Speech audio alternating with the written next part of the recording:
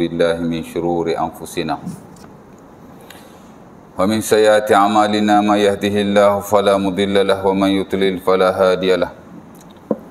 Asyhadu an la ilaha illallah wa la syarika lahu wa asyhadu anna Muhammadan abduhu wa rasuluh. Allahumma salli ala Muhammad wa azwajihi wa zurriyyatihi kama sallaita ala Ibrahim wa ala ali Ibrahim. Wa barik ala Muhammad wa azwajihi wa zurriyyatihi kama barakta ala Ibrahim wa ala ali Ibrahim innaka Hamidum Majid. Rabbi shrah li sadri wa yassir li amri wa hlul 'uqdatam min lisani yafqahu qawli, amma ba'd. Syukur kepada Allah Subhanahu Wa Taala kerana pada malam ini dapat sama-sama kita sekali lagi kumpul di suara kita.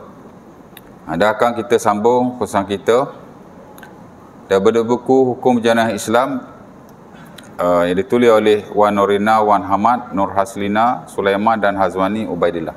Mereka ni pelajar-pelajar politeknik sebenarnya. Dan mereka ada pertandingan buku yang paling bagus dari sudut presentation. Jadi mereka menang anugerah sebenarnya. Dan buku ni sebenarnya bukanlah buku yang ada detail lah dalam bab jenayah Islam ni. Tapi adalah poin-poin yang penting yang saya kira jika kita belajar dan mengetahuinya memadai lah. Dengan sedikit huraian lah daripada saya sendiri. Dan pada kuliah yang lalu saya dah beritahu tentang pembagian hukum jenayah Islam yang ada dalam buku ini. Cara ringkasnya, dan pada hari ini saya akan baca lah. Cara umumnya dia ada 5 bab lah. Saya dah sebut last kuliah hari tu. Merangkumi 3 slot atau peruntukan yang ada dalam fiqhul jinayat, the science of crime. Fiqh jinayat ni dia merangkumi 3. Pertama ialah qisas, yang kedua ialah hudud, dan yang ketiga ialah ta'zir. Yang mana ketiga-tiga ini dia ada melibatkan kafarat dan diat. Sebenarnya kalau kita belajar dalam fiqh yang lebih lanjut, dia ada satu bab yang asing, babud diat wal kafarat. Itulah bab diat dan kafarat. Kerana sebahagian urusan kisos ada kafarah-kafarah tertentu, diat-diat tertentu. Diat ni kira pampasan lah, pampasan. Saya dah bagi contoh kan. Saya belasah awak cedera. Patut awak pun kena belasah macam awak belasah saya lah. Tapi mungkin saya tak nak dilakukan begitu. Saya nak ambil pampasan, boleh. Nanti kita akan belajar. Baik, hari ini saya nak bacalah prakata atau pendahuluan buku ini.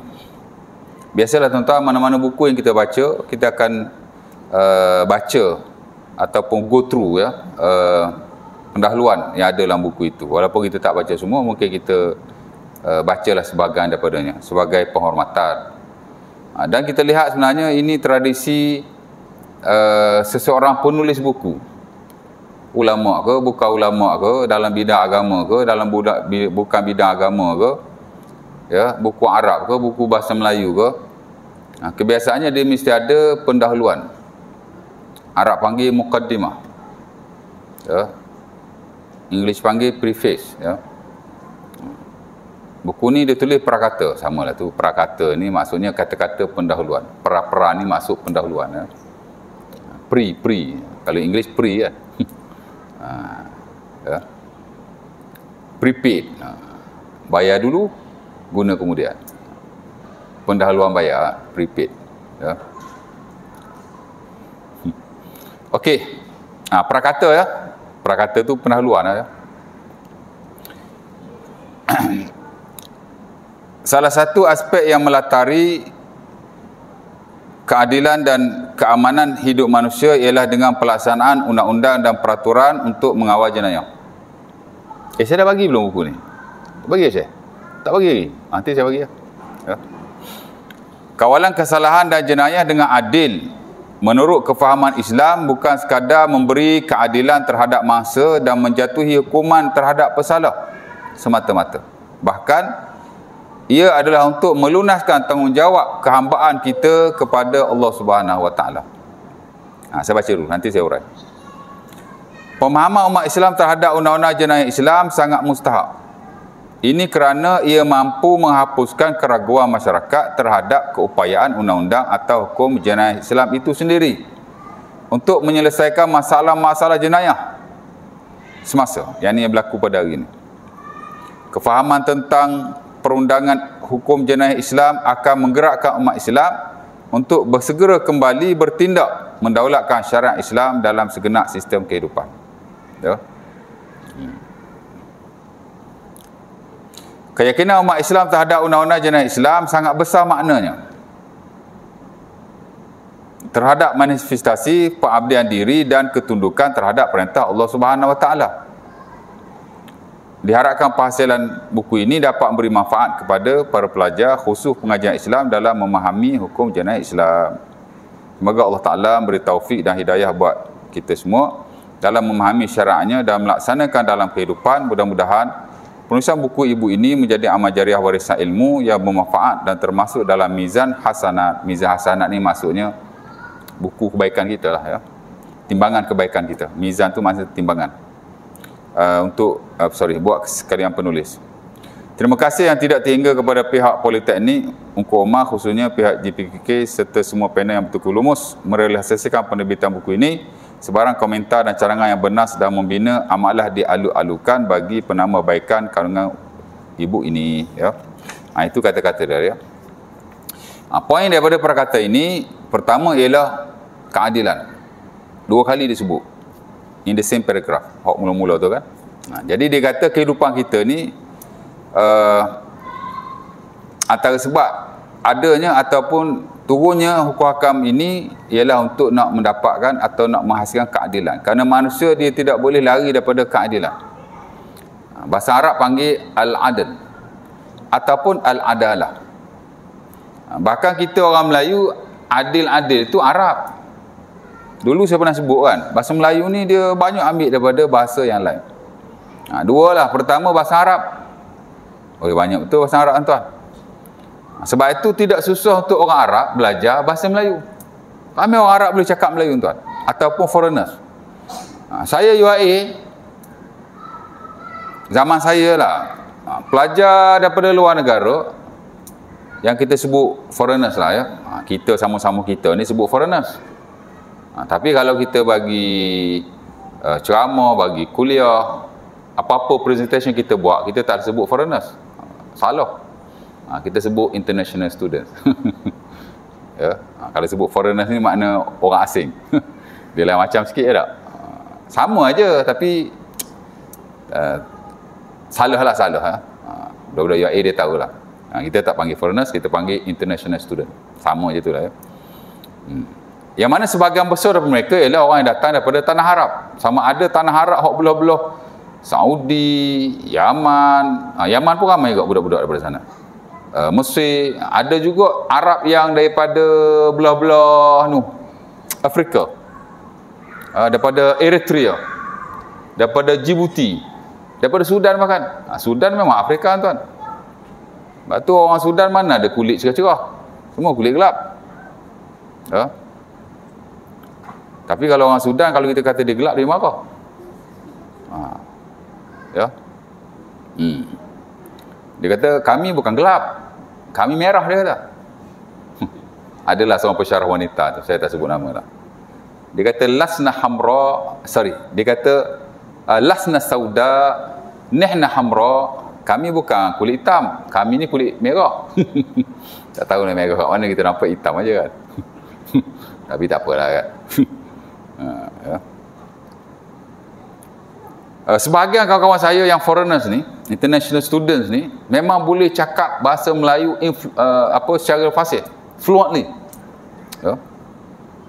Dan pernah keluar surat khabar dulu, paper.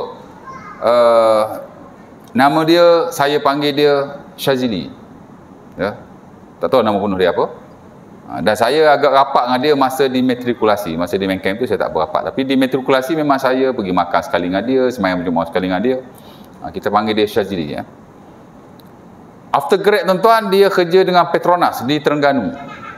Kemudian keluar paper antara pelajar ataupun pekerja lah, bukan pelajar waktu tu, pekerja yang boleh cakap bahasa Melayu dengan fasih.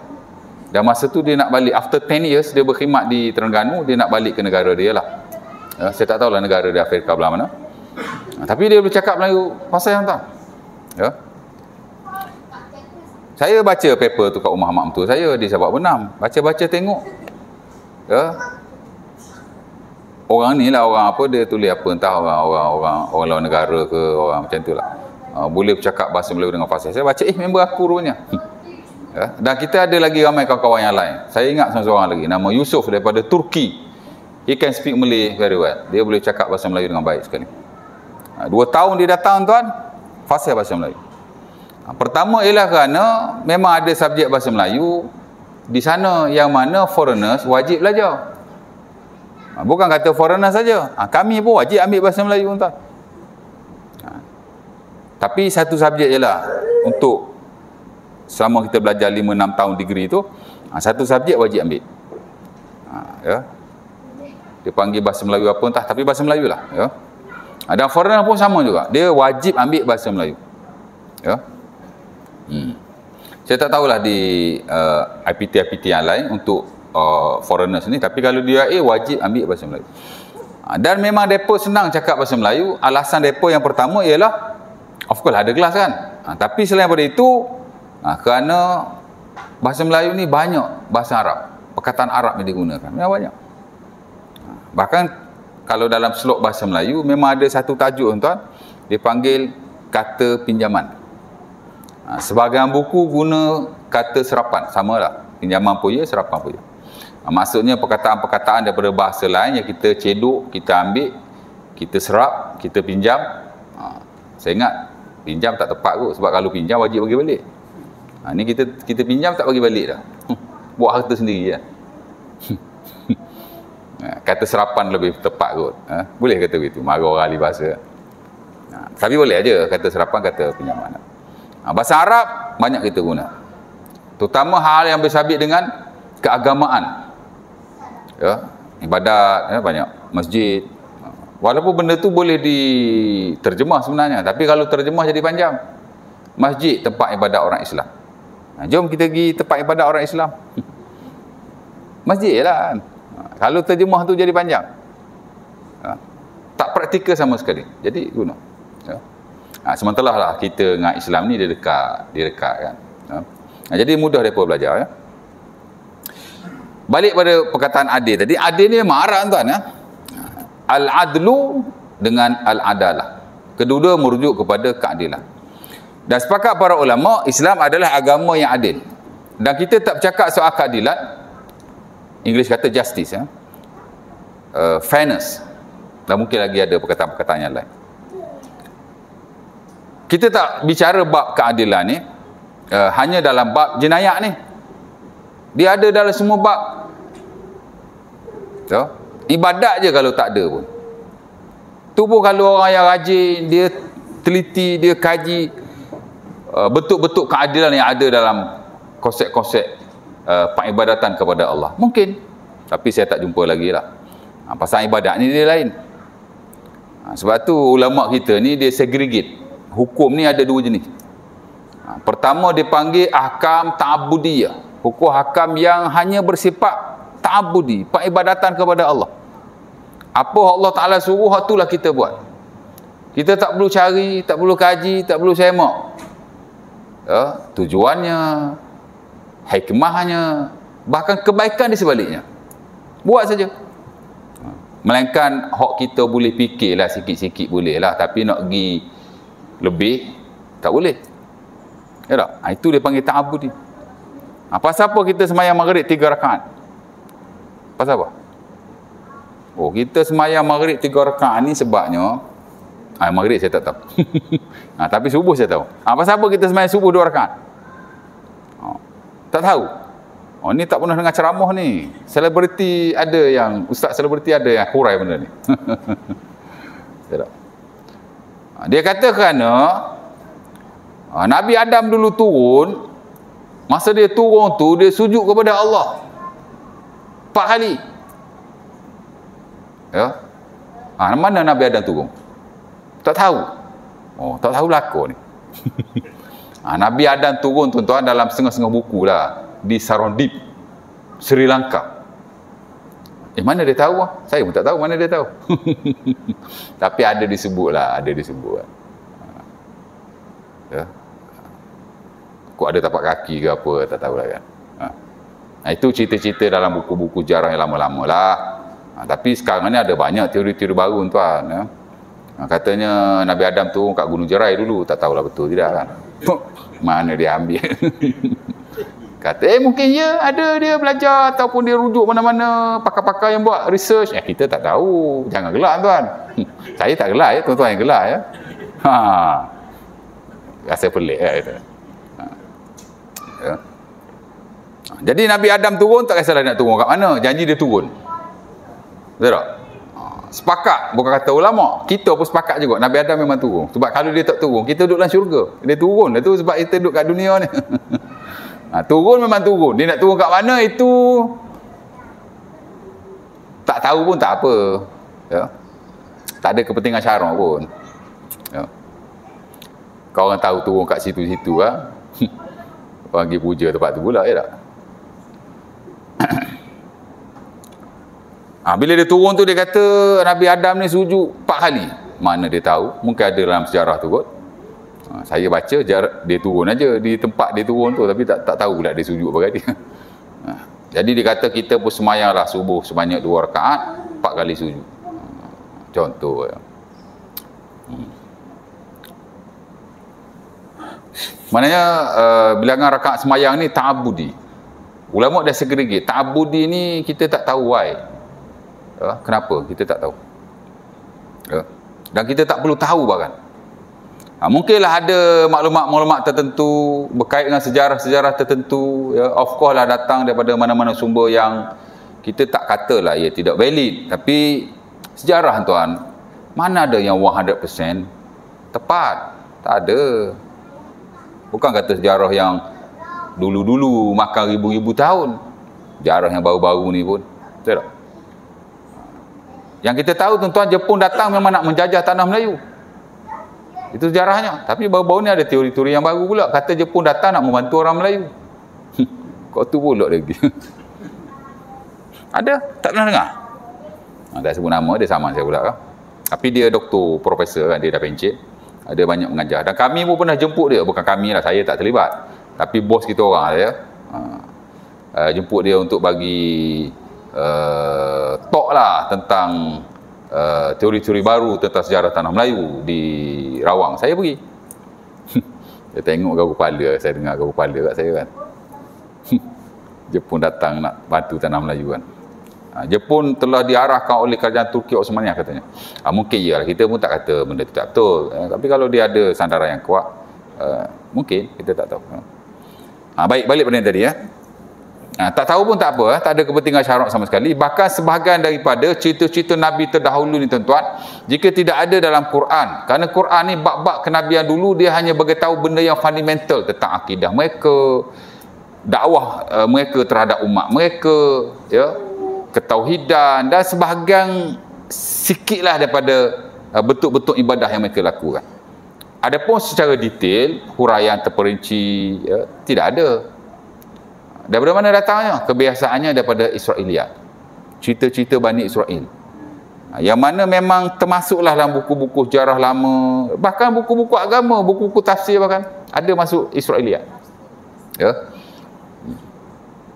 Buku tafsir Ibnu Katsir ada Israiliyat.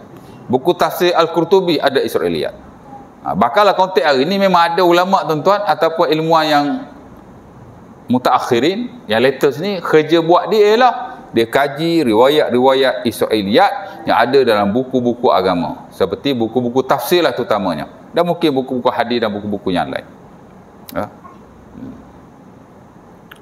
Jadi biasa cerita-cerita Israiliyat lah. Tapi tak apalah nak cerita. Tak tahu pun tak apa. Pasal ini ta'abudi. Bukan kata subuh saja 2 rakaat. Maghrib 3 rakaat. Hak lain 4 rakaat. Ini ta'abudi. Memang Allah Ta'ala suruh begitu. Ya. Pasal apa zuhur 4 rakaat? Padahal zuhur kita dah bekerja separuh hari. Hak bekerja lah. Hak tak kerja tu tak cerita lah. Ada juga orang jenis tak kerja. Ya tak? Dah pencin, tak kerja. Okey lah tu kan. Ini tak pencin lagi, tak kerja. Bini kerja, bini sara dia pula. Ada pelik-pelik. Ada orang ngadu saya, ustaz, suami saya tak bekerja. Saya sara dia lah ni. Bawa hidup jadi. Saya kata sabar, tak apa. Sakit situlah, sakit sinilah. Ya, orang perempuan ni dia komen, dia komplain juga tuan. Ya. Tapi tak komplain ada depan tuan-tuan. Dia komplain kat ustaz, ya. Betul. Saya bukan kata orang mari jumpa personal nak ngadu masalah. Kita pergi makan kedai makan, orang ngadu masalah kita. Ustaz kan? Ustaz, toki kedai tu lah. Saya ada masalah lah ustaz. Saya nak tanya macam nak buat. Pergi majlis agama kat mana? Kita pun aduh. Suami saya ni selalu buat balik wanita lain. Awak ingat awak je. Awak baik okey lah. Tapi sebagian suami di luar sana tu, macam tu perangainya. Isteri mengadu kat kita. Saya pun beritahu lah dia. Buat begitu, buat begini kan. Ya tak? Ya. Macam-macam tuan.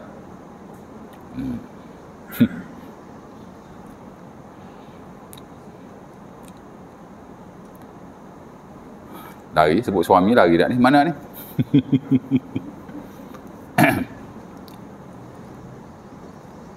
Bab suami tadi pasal apa? Pasal kerja saya sebut pasal apa? Yang tak kerja tu. Belum apa saya? Belum tu. Sebelum saya sebut suami tak kerja tu, saya cakap pasal saya stop kat situ apa?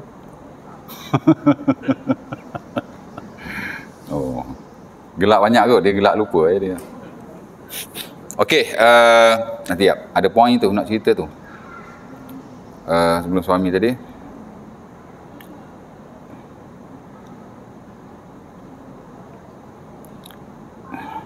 Okey, tadi saya sebut waktu semayang kan?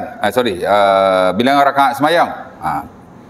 Jadi ada yang 4, saya sebut tadi Zuhur kan, Zuhur. Zuhur kenapa 4 rakaat sedangkan kita dah bekerja separuh hari bagi yang bekerja lah. Penat kan? Patut buat 2 rakaat lah. Tukarlah 2 subuh tu jadi Zuhur. Betul tak? Allah, 4 dengan 2 bukan jauh mana. Awak kata begitu, setengah orang dia kata berat. 4 rakaat berat. Pasal apalah tak buat Zuhur 2, subuh 4. Subuh kita baru bangun tidur, fresh, masih strong. Betul tak? Bangun tidur kan? Kau tak cakap dah. Bangun tidur kau tak cakap. Bangun tidur lah kita kuat. Patut 4 kan? 6 pun tak apa. Ini pergi 2. Allah. Sikit sangat tu. Tapi waktu kita bekerja di tengah hari, kadang-kadang rehat sejam je tuan.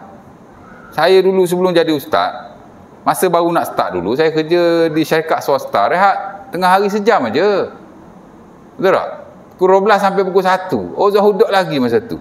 Buat apa tahu main Zuhur biar awal sikit? Ya tak? Ataupun pukul 1 sampai pukul 2. Sejam tak sempat tuan. Nak makan lagi, nak sembang lagi, nak mengumpat lagi. Lepas tu, tak ada. Lepas tu nak pergi semayang lagi, 1 jam tak sempat. Ya, kalau 1 jam setengah, okey. Jadi macam, kenapa tak buat 2? Betul tak? Begitu juga waktu-waktu semayang. Semayang ni ada waktu-waktu dia. Pasal apa? Zuhur diwajibkan, waktu asar diwajibkan. Ada waktu-waktu yang lain seperti duha. Betul tak?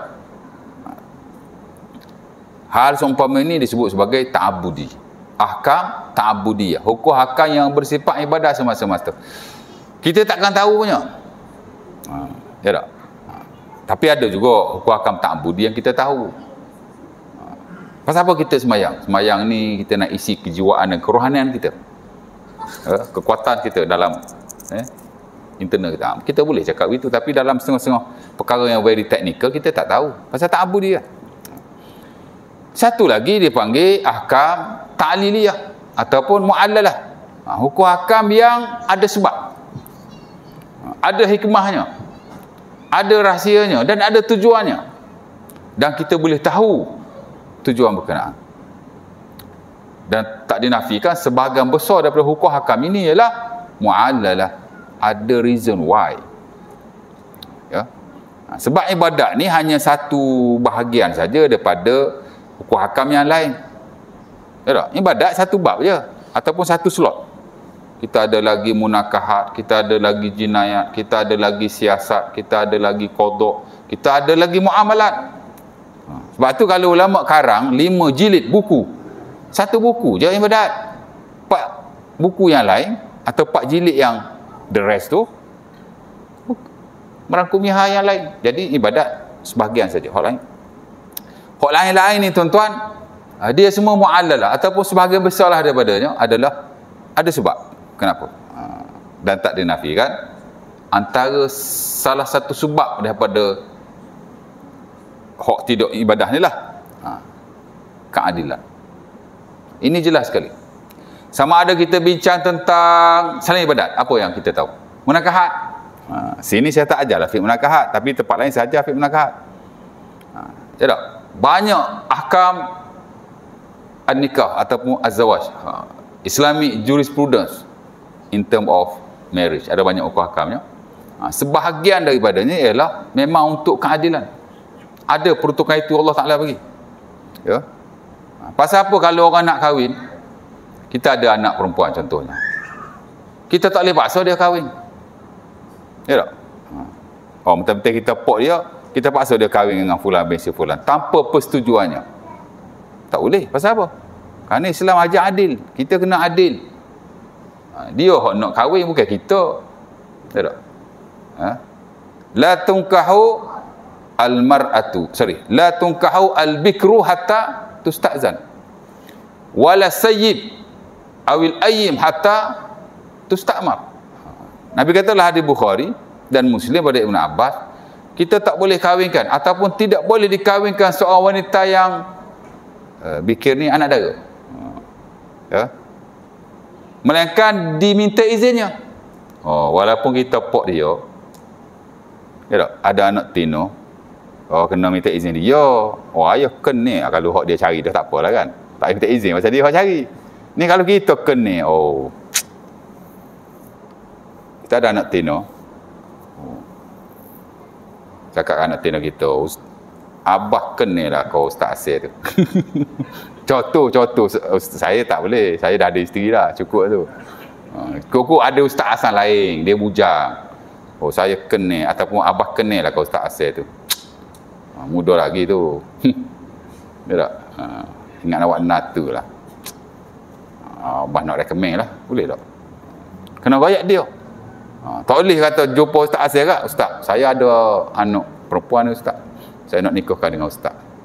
Tak ayat pun anak-anak tino kita. Boleh tak? Patut nikah selalu. Contoh, mungkin ada prosedur-prosedur tertentu. Ya. Lain macam jemaah lain. Ya. Ya tak? Tak boleh. Pasal Nabi kata, tak boleh dinikahi ataupun dinikahkan seorang wanita yang bujang, yang anak dara tu, melainkan diminta izinnya. Bolehlah bagi tahu kat ustaz tu, tapi balik bagi tahu anak tino kita. Tak? Kena minta izin dia. Kalau dia kata, tak boleh ayah ataupun abah, ambo ada calon tu. Tak boleh. Ya. Dan saya lihat majoriti ulama tidak membenarkan. Walaupun anak tu anak dara kita tidak boleh memaksanya. Tapi ada juga ulama, tak silap saya majoriti lah, tak tahulah kan. Tapi ada juga ulama kata boleh, ada ulama kata begitu. Dan itu yang standard dalam mazhab Syafi'i sebenarnya. Dan bukan Imam Syafi'i saja atau mazhab Syafi'i saja. Sebagai ulama salah yang lain seperti Al-Imam siapa nama dia tu? Ishaq bin Rahuyah, dia kata boleh. Yang kita kata wali mujbir. Wali ni boleh paksa ataupun nikahkan anak perempuannya tanpa diminta izinnya. Itu dipanggil wali mujbir, ijbarul wali ala nikah. Dia ada konsep tu, wali mujbir. Dalam mazhab Syafi'i memang ada lah, ya. Jadi Ishaq bin Rahuyah kata boleh, satu riwayat Imam Ahmad kata boleh, ya. Adalah beberapa individu yang lain. Tapi sebagian lain tak setuju kerana hadis Nabi tak benar. Ada juga hadis Nabi benarkan, ya. Bukan Nabi benar lah. Ada riwayat tu Sunan Abi Daud, hadis Ibn Abbas tak silap saya. Ada seorang wanita tu bapak dia kahwinkan dia tanpa persetujuan dia. Ata imra'atu ila Rasulillah zawajaha abuha bi ghairi izniha. Ada seorang perempuan ni, dia datang jumpa Nabi, dia ngadu kat Nabi, bapak dia nikahkan dia tanpa keizinannya. Fakhayyaraha Rasulullah sallallahu alaihi wasallam. Nabi pun memberi option kepadanya. Maksudnya Nabi kata, awak boleh mohon untuk perceraian atau fasakh atau seumpamanya, tapi pernikahan itu sah. Itu diambil oleh sebagai ulama termasuk yang standard mazhab Syafi'i lah. Dia kata kalau pok kahwinkan anaknya tanpa persetujuannya, anak dara tadi, maka dia kata sah. Anak tu kalau dia tak setuju, dia boleh bawa pada qadi. Tapi asal pernikahan itu adalah sah. Itu konsep wali mujbir yang ada lah. Ya. Walaupun sebahagian tidak menerimanya. Tak silap saya majoriti lah ya. Dan tak dinafikan sebahagian ilmu hari ni, termasuk kami dulu pun masa bincang, dia kata macam kata wali mujbir ni, dia kata macam tak tepat lah. Ya tak? Bahkan tidak menepati kemaslahatan perkahwinan tu sendiri. Mana boleh paksa-paksa? Ya tak? Ulama sepakat, kalau anak kita tu janda, kita tak boleh paksa. Ataupun kita, bukan tak boleh paksa, kita tak boleh nikahkan dia, melainkan dia hak nak. Kalau kita nikah, tak sah awal lagi. Ulama sepakat lah tu. Ya ulama khilaf ni anak dara. Ya. Tapi sebaik-baiknya, memang kita tak boleh paksa, bahkan tak boleh nikahkan dia, melainkan dengan keizinannya. Di atas dasar kemaslahatan dan keadilan perkahwinan tu sendiri. Sebab dia orang nak hidup lepas ni. Ya tak? Tapi kalau pok dia nikahkan juga, dia ada pilihan lah untuk membatalkan perkahwinan itu dengan mengangkat kepada qadi. Dia pergi ngadu kat qadi lah, sebagaimana perempuan itu mengadu kepada Rasulullah sallallahu alaihi wasallam. Ya. Baik. Jadi adil. Ya. Kita kena adil lah kepada anak-anak kita. Itu satu bentuk dipanggil keadilan. Suami yang tidak bertanggungjawab kepada isterinya. Macam anak cakap tadi kan. Bukan suami semua bagus-bagus. Mungkin tuan-tuan bagus lah pasal tuan-tuan ni jemaah masjid surau, takkan tak bagus kot. Ya tak? Ustaz mestilah bagus. Tapi ada ustaz tak bagus kot, termasuk anak sendiri pun. Tuan-tuan. Adalah benda-benda kita tak bagus. Tak ada tak betul, tak bagus belaka. Ada bagus tak ada. Tapi sebahagian suami tuan-tuan memang tak bertanggungjawab. Tuan-tuan ingat sikit ke kes mahkamah tentang suami isteri ni. Hak perceraian tak cerita lah. Hak tak perceraian ni. Hak isteri ngadu ke mahkamah pasal suami dia. Ya tak? Ada juga kes suami ngadu mahkamah pasal isteri dia, tapi hak banyak isteri pergi ngadu lah suami dia, kerana ada suami tidak bertanggungjawab. Ya? Dalam pernikahan tuan-tuan ada satu sulat, dia panggil khuluk. Ya? Khuluk ni makna tebus talak. Tuan-tuan nikah dulu tak ingat? Lama sangat nikah kot. Ana 20 tahun nikah ingat. Oh, saya 50 tahun nikah tak ingat. Tak apa kan. Kan tuan-tuan taklid dengan juru nikah tu. Kalau saya tidak, macam mana? Nak tengok balik lah Fatul surat nikah.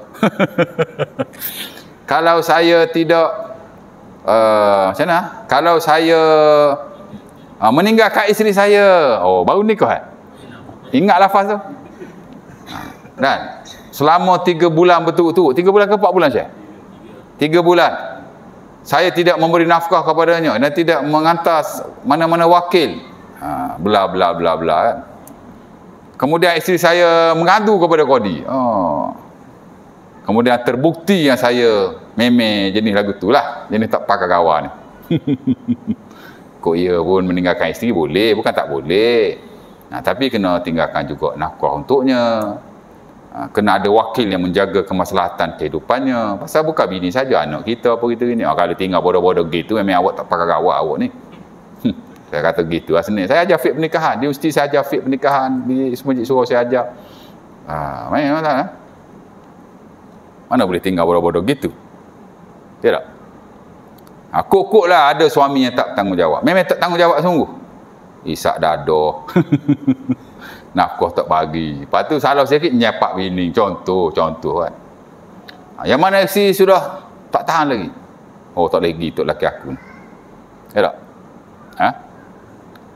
Jadi ujung tu dia kata kalau dalam lafaz tu tak ada nyepak-nyepak, tak ada nanti salah pula. Apa dia kata kat ujung tu? Dia kata kalau isteri saya mengadu pada qadi, terbukti saya melakukan kesalahan ini, kemudian dia bayar RM1 kepada qadi, apa berlaku? Maka tertalaklah isteri saya dengan satu talak. Dia ada 2 situ tu. Satu ta'liq. Ta'liq perceraian lah. Mana kita gantungkan perceraian kita di atas suatu perkara. Mung tu bik rumah talak satu Talik tu. Ada orang ngadu dengan saya, dia pergi luar negara. Ya. Dia talik isteri dia. Dia tak benar isteri dia keluar malam. Lepas pukul 10 malam, tak boleh tubik. Oh, talik gitu. Nanya bini dia. Kalau awak tubik, dia kata jatuh talak satu. Awak ingat, isteri awak tu malam-malam tak ada urusan penting. Yang bila dia, yang mana dia perlu keluar. Kok dia sakit ke, emergency ke, mestilah keluar. Kok cemburu sangat, janganlah buat talik macam tu. Boleh aja, suami ada hak. Tapi exception lah. Awak tak boleh keluar rumah lepas 10 malam. Bukan ajar ni, tapi cara betul. Melainkan ada keuzuran atau kecemasan-kecemasan tertentu yang saya redha. Cakaplah begitu. Nama je masuk kursus kahwin. Ya tak? Dulu-dulu memang tak ada kursus kahwin. Ni orang muda-muda kursus kahwin punya. Kursus kahwin tuan-tuan, saya first batch. Tahun 2006 kahwin, 2005. Nah, 2005 dia start. Ujung tahun 2005. Tahun saya kahwin lah tu. Saya first batch tuan. Saya first batch. Ni jenayah kau pasal kahwin ni. Saya first batch kursus perkahwinan. Saya first batch ambil darah untuk apa tu? AIDS, HIV. Saya ada pengalaman lah bab ni. Ya. Jadi jangan talik-talik begitu tuan ya. Marah kau bini apa gitu gini jangan talik ya. Nanti tak pasal-pasal kak kena pergi mahkamah. Ya tak? Ya. Nonok kalau talik-talik tiga selalu nanya tuan. Tu banyak lagi dipilih. Okey, katanya begitulah, tak tahu kot. Jadi pertama talik lah. Ya. Yang kedua ialah tebuh talak tu huluk. Dia bayar RM1 tu jatuh talak. Tebuh talak. Itu yang telah diwartakan lah, yang ditulis dalam surat nikah, yang dilafazkan masa tu. Sebenarnya konsep huluk ni ialah bila mana isteri membayar kepada suami untuk mendapatkan talak tu, maka terjatuhlah talak. Contoh, isteri kata, bang, ceraikan saya bagi abang RM1,000. Suami kata, okey. Dia bagi RM1,000 jatuh. Ini umum aja ya, bukan suruh buat. Kalau saja-saja nak cerai, tanpa alasan yang dibenarkan oleh syarak, wanita berdosa besar dan dia tak mau syurga nanti. Ayyuma imra'atin sa'alat min zawjiha talaqan fi ghairi ma ba'sin haramun alaiha raihatul jannah. Hadis Sauban yang diriwayatkan Sunan Ibnu Majah. Mana-mana wanita yang minta talak daripada suaminya tanpa ada alasan-alasan yang munasabah atau dibenarkan oleh syarak, maka Nabi kata esok-esok dia tak mau syurga. Tak mau syurga, tak masuk syurga jawabnya. Memang ulama sepakatlah haram lah ya, tak boleh. Kalau ada alasan-alasan itu boleh. Ini mungkin ada sebab-sebab tertentu lah ya. Yalah, jenis tuk laki mayat duk, winafkah duk, kaki nyepak. Ya, hijau pun duk. Kita hijau ya tak hijau. Lalah bang, saya bayar kat abang, abang ceraikanlah saya. Harus dalam syarak dibenarkan. Tapi janganlah buat begitu. Pergilah mahkamah, buat report dulu. Nanti adalah tata caranya. Ini saya bagi tahu ni secara dasarnya dalam fiqh pernikahan. Ada peruntukan itu, dia panggil khuluk. Kan? Dia bayar RM1,000 kat suami dia. Suami. Ataupun isteri dia tak berani lah. Isteri mana berani isteri nak kata gitu. Kalau suami lagu tu tak berani, dia dah lesak dadah apa gitu gini, tak berani. Kalau suami macam kita, dia berani lawan. Kalau jenis suami tak pakat, tak berani lawan isteri ni. Nenjak. Ya tak? Suami buat baik, biasa dia lawan ni. Marah macam mana. Ya. Okey, isteri mungkin tak berani lah. Pasal suami tak pakai awak. Abang kepada suami. Jangan belasah dia pula. Offer kat dia. Mau cerai adik aku? Tak nak cerai juga. Jumpa lagi. Cerai adik aku? Tak nak juga. Mau cerai adik aku beri duit RM1,000. Member jadi nak duit. Boleh. Dan disebut dalam buku-buku, termasuk buku mazhab Syafi'iyah letter macam Mu'tamad Zuhaili. Boleh sahaja wakil kepada wanita untuk buat urusan tebuh talak ni di atas dasar-dasar tertentu. Mana boleh? Pasal apa boleh? Keadilan. Islam bukan hanya nak berlaku adil pada suami yang mempunyai hak-hak tertentu yang perlu ditunaikan oleh isteri dalam perkahwinan, tapi juga isteri itu sendiri. Kalau tidak berlaku perceraian tuan-tuan, nanti dia terseksa. Siapa kata kalau cerai gegak arah? Siapa kata? Rujuk hadis mana? Hadis tak pakai juga tu. Bukan hadis sahih tu. Hadis tak pakai marah orang hadis. Mana hadis tidak sahih. Bahkan sebagian besar lah tak silap saya mengatakan hadis palsu. Bercerai ni harus tuan-tuan. Jika ada tujuan-tujuan yang dibenarkan oleh syarak. Bahkan dalam sebagian keadaan dia jadi wajib. Mungkinlah dalam sebagian keadaan dia jadi makruh, ya. Tapi tak ada masalah sama sekali. Asal-asal pernikahan ni harus. Dalam keadaan yang lain dia boleh jadi wajib, dia boleh jadi makruh, dia boleh jadi haram, dan dia boleh jadi sunnah juga sebenarnya. Mana digalakkan kita cerai. Ada skop-skop tertentu. Ya. Jadi hadis itu bukan hanya tidak sahih, tapi dia menafikan keperluan dan orang kata kemaslahatan perceraian itu sendiri. Ya. InsyaAllah. Nak azan lah? Azan lah. So Jumaat ni kalau azan lagi bagus. Lepas tu kita sambung sikit. Bismillah.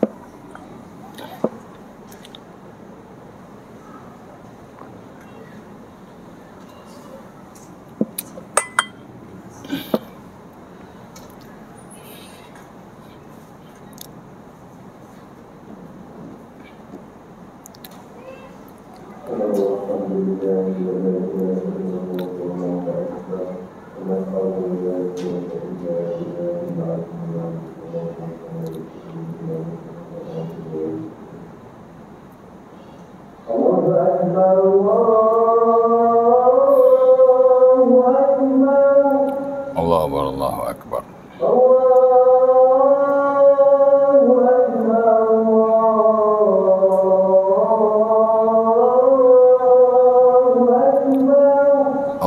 Allahu Akbar.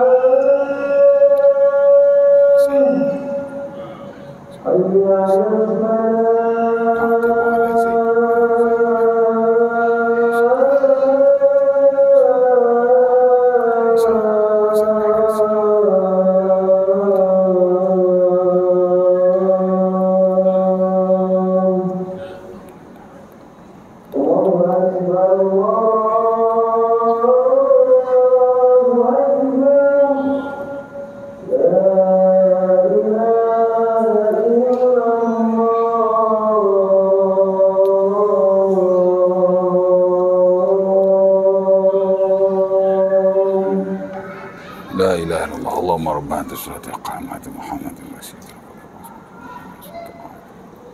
fi dunya wal akhirah. Baik. Jadi di atas dasar keadilan Islam benarkan. Ada seorang sahabat Nabi, dia kahwin, Nasab Bukhari dan Muslim, pada Ibn Abbas. Bila dia kahwin, isteri dia tak suka dia. Ya. Isteri dia jumpa Nabi. Isteri dia kata, aku nak cerailah. Ya. La atibu alaihi fi dini wala khuluq walakin akrah al-kufra ba'dal iman. Suami aku ni agama dia dan akhlak dia tak ada masalah. Okey. Okey, baiklah. Tapi aku tak nak kembali kufur selepas beriman. Ya. Ulama kata dia takut dia tidak dapat mentaati suaminya. ada benda dia tak suka dengan suaminya. Ada benda dia tak suka. Jadi jangan ingat kita baik, bini kita suka belaka, kita ada benda dia tak suka tu. Ini agama okey, fine. Akhlak pun bagus, tapi ada benda-benda dia tak sebutlah orang baik orang pada Nabi. Ni isteri baik ni, dia tak cerita. Tapi dia kata, aku takut tak taat ke dia. Aku takut kufur selepas iman. Maksudnya aku takut tak taat ke dia. Sebab orang yang tidak taat dia kufur sebenarnya. Kau isteri kalau tak taat suami kufur. Kau tak belajar bila Nabi naik Isra' Mi'raj, dia tengok neraka ramai wanita kan. Nabi kata ramai wanita dalam neraka ni kerana dia kufur. Sahabat tanyalah kufur macam mana? Kufur kepada suaminya. Jadi wanita ni kalau tak taat suami dia satu bentuk kekufuran. Jadi dia tak nak kufur. Itu ulama kata dia tak nak, dia tak dapat taat pada suaminya. Ya. Apa jawab Nabi? Nabi kata okey. Nabi jumpa suami dia, Nabi kata talikha tatliqah. Ya. Wardud 'alaiha al-hadiqah. Ya. Nabi kata sorry, bukan begitu hadisnya. Nabi kata iqbal al-hadiqah wa talikha tatliqah atau kama qala. Nabi kata mu terima balik dusun tu dan kamu ceraikanlah dia dengan satu talak. Khulu' lah tu. Dia dah bagi dah mas kahwin. Dusun. Dusun bagi mas kahwin tuan. Bukan 1,000 riyal, 2,000 riyal. Bagi dusun. Sahabat Nabi ramai yang kaya. Antara yang bagi mas kahwin kepada isterinya dusun. Bagi dusun. Dan bila dia nak percaya balik dengan suaminya, dia bagi baliklah dusun tu sebagai tebus talak. Dan Nabi kata terima balik dusun tu, kamu ceraikanlah dia. Mana adalah protokol tu. Betapa adilnya ya Islam ini, dan telah dicontohkan oleh Rasulullah SAW. Ya. Itu munakahat. Hak lain pun sama. Muamalat. Banyak keadilan dalam muamalat. Allah Taala kata ya ayyuhallazina amanu la ta'kulu amwalakum bainakum bibatil illa an takuna tijaratan taradin minkum. Wahai orang yang beriman, jangan kamu makan harta sama kamu secara batil, melainkan dengan redha meredai dalam urusan jual beli atau bisnes yang kamu lakukan. An-Nisa ayat 29 tu kan. Ya. Saya ajar fiqh muamalat tuan-tuan. Ini ayat yang terutama lah kita kata. Dia sampai ayat yang lain. Dia punya basic and fundamental. Allah Ta'ala kata mu tak boleh. Dalam apa-apa urusan pun mesti redha meredai. Sebab itu redha meredai dia panggil willingness. Dia ada dalam mana-mana urusan muamalat. Sama ada urusan yang melibatkan pertukaran atau bukan pertukaran. Ya? Redha. Mesti. Sebab tu dalam muamalat dia dipanggil sebagai elemen muamalat. Dia adalah semua urusan seperti mana elemen-elemen yang lain seperti harta. Mana boleh bercakap soal muamalat kalau tidak melibatkan harta? Ya dah. Jual beli, harta, sewa menyewa, harta, investment, harta. Harta dia elemen. Sama hak ni pun. Redha dia elemen tuan. Kalau tak ada redha tak sah. Tapi ada redha tidak semestinya sah. Kena faham tu? Ya tak? Macam kata apa yang datang daripada Nabi semuanya adalah sahih. Tapi tak semua sahih itu datang daripada Nabi. Betul. Macam ni juga. Ya tak? Kalau tak ada redha tak sahih, tak sah. Tapi kalau ada redha pun tidak semestinya sahih. Dia redha nak kena ada. Tapi ada redha tak semestinya sahih. Ya tak? Yang kena tengok. Sama juga tuan, mesti redha meredha. Sebab tu orang dulu kalau beli, saya belilah 2 riyal. Saya jual 2 riyal. Pasal apa begitu? Pasal nak tunjuk redha. Dan kalau tidak ada redha, tak ada keadilan. Adil tu. Betul tak? Dulu wajib tuan. Tuan-tuan tak lafaz begitu, haram, berdosa. Dan tuan-tuan tak boleh memiliki harta itu. Dan pertukaran tu adalah tidak valid sama sekali. Dululah. Lah ni tak apa dah. Kalau duit ambil barang cabut lah. Tak payah nak cakap saya jual saya belilah. Kalau nak cakap pun boleh. Dah. Mazhab Syafi'i. Ya tak? Mazhab Syafi'i lah katakan. Nak sebut juga. Sebut lah. Tapi kalau nak sebut belakang. Ya tak? Boleh aja. Tapi nak cerita begitu. Pasal apa sebut? Pasal Imam Ghazali dia kata ar-ridha syai'un khafi la budda min lafzi yadullu alaih. Redha ni benda tersembunyi. Mana kita tahu orang redha kita? Ya tak? Haji ni nampak je senyum-senyum baik-baik dengan saya, mana tahu dia tak suka saya. Dalam hati mana manusia tahu. Jadi ulama kita kata tidak boleh tidak mesti ada lafaz yang menunjukkan kepada redha itu. Sebab itu ulama dulu 99% fatwa mesti lafaz. Jual beli mesti lafaz. Saya menyewa mesti lafaz. Hibah mesti lafaz. Dululah, lah ni tak dah. Ya tak? Tapi ada juga orang duk kerah lagi. Kena lafaz juga. Ada satu suruh saya tu, ada seorang lah kan, dia datang. Bagus dia mengajar kitab lama ni, bagus. Tapi kitab lama ni dalam banyak kes dia dah tak relevan, hatta tidak digunakan lagi. Dia kata siapa-siapa yang bagi hibah ke anak dia, yalah sekarang orang suka hibah kan. Orang suka hibah. Dia ada harta dia bagi tu ke anak dia. Rumah mu boleh. Kereta mu boleh. Ya tak? Helikopter mu boleh. Okey, bagus, hibah bagus. Tapi dia kata siapa-siapa yang tidak lafazkan hibah itu, sekadar memberi sahaja, menerima sahaja, tukar nama sahaja, kalau dia mati, harta tu mesti dikembalikan balik kepada waris-warisnya, mesti wajib dibahagi secara faraid. Oh, boleh kabut jemaah tuan. Depa buat berlaku benda ni. Ya tak? Tukar nama berlaku dah, anak dah. Tu mati esok lusa dah. Ready berlaku dah tu. Ya tak? Boleh kabut tuan. Saya ada masa tu kat belakang tu. Saya masa tu tak ada kuliah. Saya kalau tak ada kuliah memang saya duduk di masjid surau. Jadi after kuliah dia bertanyalah saya. 3-4 orang datang. Ustaz, mana Ustaz? Risau dia. Saya kata apa dia cakap tu betul tapi tak tepat. Ya. Kalau pertukaran seperti jual beli dan lain-lain sudah tidak diwajibkan lagi lafaz, apatah lagi hibah. Hibah ni dia bukan pertukaran, dia pemberian satu pihak. Boleh aja. Dan itu difatwakan peringkat global, peringkat ni. Cuma mungkin ustaz dia dah agak berumur lah, saya ingat umur 60-an. Dia belajar kitab tu. Jadi dia pergi mana-mana dia usung kitab tu ya. Buku ni tuan-tuan, dia bukan Quran ya. Dia wajib ditaati atau dipatuhi secara mutlak. Ada benda yang memang ayat Quran hadis Nabi kita tak boleh tolak lah. Tapi huraian dia apa gitu gini, nak tengok lah. Begitu juga pendapat ulama. Dia bukan wahyu yang wajib ditaati secara mutlak dan tak boleh berubah sama sekali. Dalam banyak hal, hukum-hukum yang tidak ta'abudi, yang mu'allal tadi, yang bersebab ini, dia banyak berubah. Dulu memanglah fatwa begitu, tapi hari ini sudah tidak lagi. Ya, tak terpakai. Janji maksud kepada hukum tercapai. Kenapa dulu lafaz? Kerana nak capai redha. Hari ni kau tak lafaz, capai redha tak? Capai. Pergi bank, mana ada cakap mulut, pegawai tu pun jadi malah nak kecek dengan orang.